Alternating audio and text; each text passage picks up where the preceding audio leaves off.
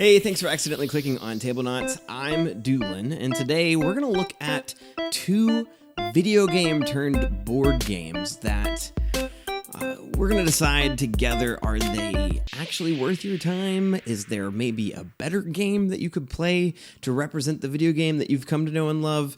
But before that, I do just want to do a quick shout out of a channel that is actually doing video game content now.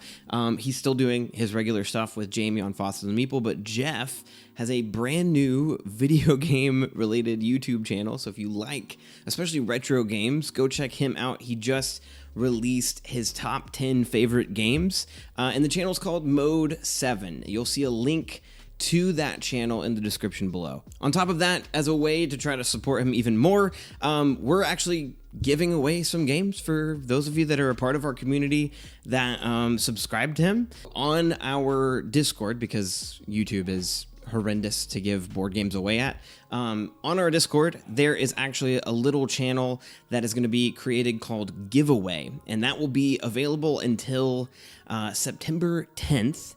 And if you go in there and share, just in the giveaway section, a screenshot of you subscribing to his channel, then you will be entered to win, potentially, one of 2 copies of the brand new Chip Theory game Neon Rain. Now this is fitting, I thought, because it's in a game, a 1 to 2 player game that is like an homage to old arcade fighting games. We actually were given some of these copies by Chip Theory Games, and we're going to take a look at the game soon. However, we have some copies that we're allowed to just give away, and so what better way to give away the games other than for our buddy who now has a video game channel. If you'd like to participate in the giveaway and you're not a part of our Discord already, it's free to join. Just join in the link in the description below and then find giveaway. And if you just want to enter the giveaway and then leave our Discord, so be it. Like, absolutely, you're allowed to do that. All right, so the very first game, board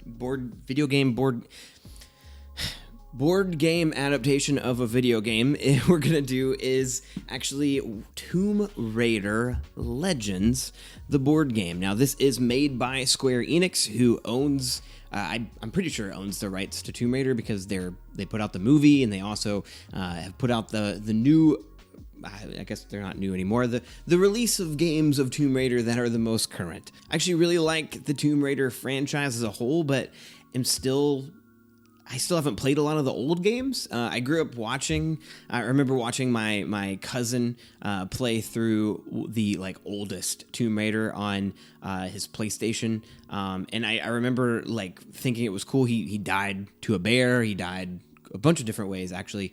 This game seemed interesting, but also seemed really difficult to me as a kid. And then I grew up without playing really any of them, and then got really into the newer games.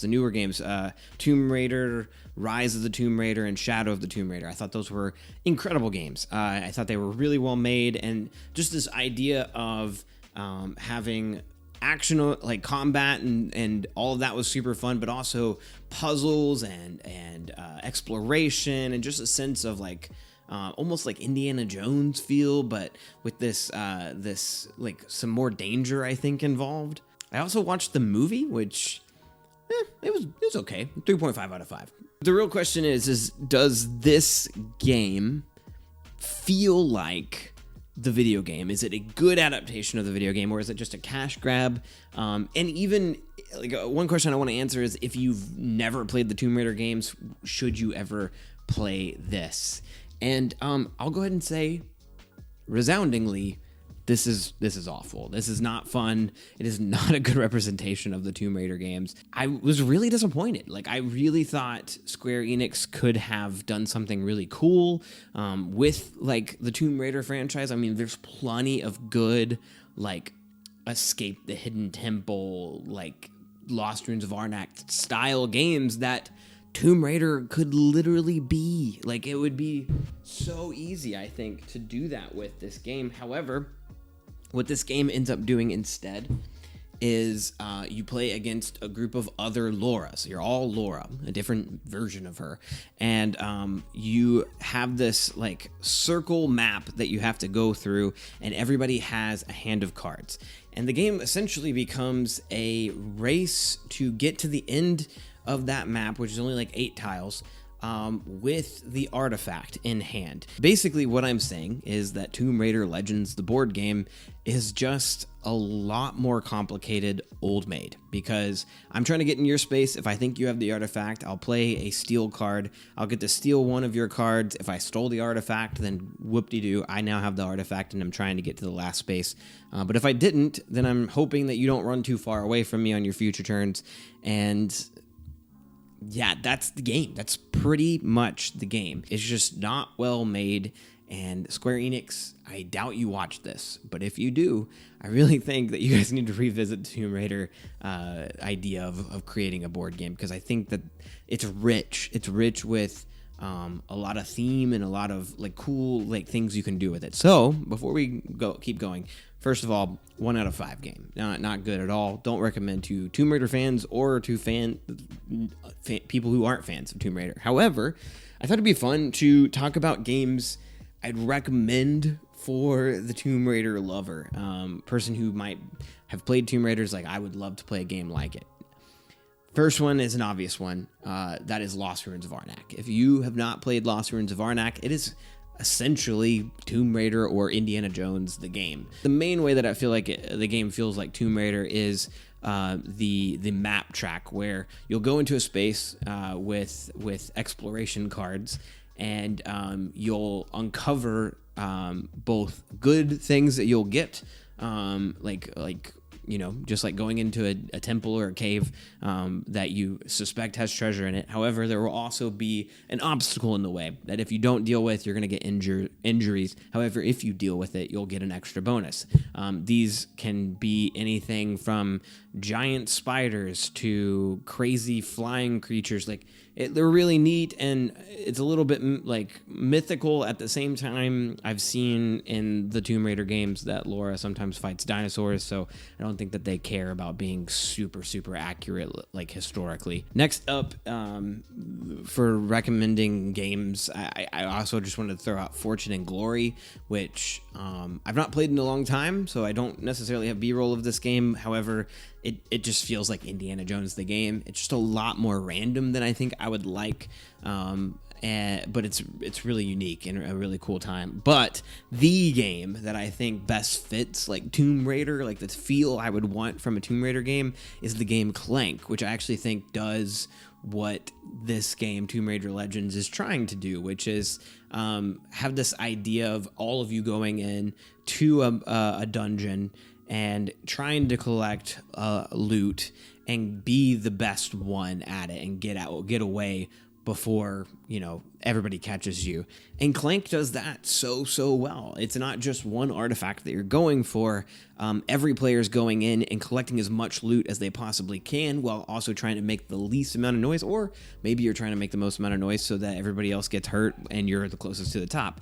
But essentially, at some point in the game, everybody has to decide, okay, I've pushed my luck too far and I need to turn back. And hopefully you make it out. And those of you that don't make it out of the cave aren't up for winning the game. However, everybody that does tallies up the amount of points and the amount of like loot that they have, and whoever has the most loot wins the game. And that feels very Tomb Raider-y, especially like at least the new Tomb Raider games. Like, all of those kind of give this vibe of there's multiple Tomb Raiders on top of who Lara Croft is, and they're all trying to collect some type of valuable, or uncover some hidden temple or hidden treasure, and they're all backstabbing each other and fighting each other. And I also remember, especially in these new games, there's a lot of stealth, and Clank has stealth, and you're trying to avoid being caught by the monster. And I just think that Clank is a really good representation and could easily be turned into a Tomb Raider type game. Now, I don't know if Square Enix is looking for that. They might have done, like, they don't care. But I think Clank would be my recommendation for those of you that are Tomb Raider fans looking for a board game to play.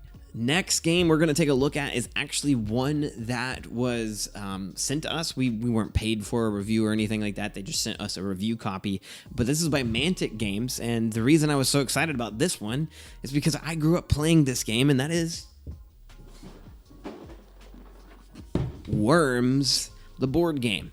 And Worms, I played a ton of, especially in college when I had a bunch of roommates and we needed games that we could all play together. And Worms already, like, it's perfect for like kind of a board game anyway, because it already feels like one, because you're taking turns and you're trying to collect like resources on this map and use them against each other. However, like, when you think about Worms, especially the video game, the first thing that I think of is like chaos and also unpredictability, right? Because I would say like Worms is like 10% strategy and 90% like just luck, because you never know like how something might ricochet back at you and you hurt yourself and or hurt your own team or set yourself up in a really awful position. But Worms is cool because the video game is just like, it creates these hilarious moments, right? And so the real question is does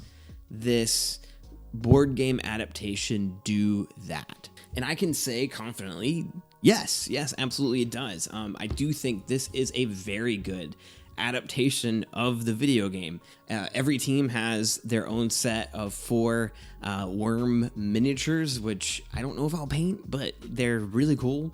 And all of the map looks like a Worms map, as well as especially all of the abilities that you have, which on your turn you will play a card, which just like in Worms, you're going to choose some type of gadget to use. And there's always going to be, at the beginning of each round, more things falling on the map for you to go and collect, which is really cool because there's a huge stack of like all of these different kinds of weapons that all come from the game. Yes, the sheep is in the game. Yes, the holy hand grenade is in the game. However, what I think that they nail is actually the unpredictability aspect that I was just talking about before. There's dice that every time you manage to get a hit, typically, you will roll, and it will send the worm that you hit in a specific direction. And sometimes that will knock them into like a mine, which will explode and send fire in a bunch of different directions. And other times you might knock them into the water, which is an insta-kill. Sometimes you will knock them into resources or knock them away from the edge, and all of a sudden you've accidentally helped them. What I do like is that the one thing I was like, how are they going to do health, right? Because health is a big part of the Worms video game. In this, it's simply, if you get hit, you put the worm on its side, indicating that it is damaged. And if that worm gets hit again, it's going to die. And in this game, if you get activated, I should say, and you choose to activate the worm that's damaged, all of a sudden it becomes undamaged. So it collecting health, instead of having to jump around the map and find your way to collect health, you don't have to do that. You simply heal the worm that you choose. I think a big con though for me, and I don't know how they would do it, I really don't, is the one aspect of Worms, the video game, that you miss is that vertical depth, right? Like, on this map, it's you can go left and right and forward and back, which you can't do in the video game. You're just going left or right, but you cannot dig. You cannot go down or up like in the video game, which I think it misses something because of that. I really don't know how you would add that into a board game. And I don't think they have to. Like they've got the feel of the game, I guess, is what I should say, and they've done it in the best way I think that they possibly can. That being said, let's still go to our next question, which is, do I recommend this to people who don't like Worms? First of all, if you do like Worms, 100%. I think this is a 4 out of 5. For me specifically, I think for people who have never played Worms, this would be a solid 3.5 out of 5. Other games that I would recommend for Worms lovers. First off, if you want like that punchy feel, but without player elimination. Roth, which is or Roth, or however it's pronounced, which is a fairly new game by Chip Theory Games. I would recommend. It's much like Worms, where every single turn you're just getting to throw punches, but also taking punches until the end of the game, and you're all racing for points. And in this game, the biggest difference, I guess, is instead of eliminating people, you're trying to control different parts of the map, and you're getting knocked off of those spaces while also next turn being able to knock people off of the ones that you got knocked off of. So it's just that constant like push and pull, and there's cool like player abilities and asymmetry between each faction, which is really cool. Next up, like the feel of Worms, of just like unpredictability, and also like that fun punchiness that I was just describing, is a game that a lot of people seem to really love, and I think it does require just kind of an uncare of, you know, strategy, because it's mainly luck and just fun. And that's Thunder Road Vendetta, which is a race with player elimination. However, once a player is eliminated, just like in Worms, the end is near. Like, the game is going to end really quickly. And then the last one, the one that I would recommend the most, I think, to Worms lovers, because this game just has, like, I would not be surprised if the people who made this game had played Worms and are like, I would like to make a board game kind of like this. And that's Robot Quest Arena, which is a deck building game that has little robots all over this map, and you're trying to defeat each other for points. And you always respawn back in after you get killed, but all damage you do, including getting the kill shot on another robot, gets you points, and whoever has the most points after a certain number of deaths in the game wins the game. And just like in Worms, you're going to be collecting new abilities throughout the game, and you'll be able to spend all of the I guess resource points that you have from a hand on cards that are out there in this market. And so instead of having to run around the map and collect things, you're instead buying things to use on future rounds, and you get it for the rest of the game. So every time that card comes back out, you get to use it. It's cute, just like Worms. Like, it has this really like cartoony looking art, but also all of the minis come pre-painted, and so like it's really, really nice, well-produced game. All right, guys, thank you so much for watching up to this point. If you're still here, please consider liking, commenting, and subscribing. It really does help. And if you like the idea of visiting like video game board games, I have a lot more that I'd love to take a look at with you guys, and if you guys enjoy it, I might revisit it really soon. So thank you again for watching, and we will see you next time. And once again, my name's Doolin, and thanks for accidentally clicking on Tablenauts.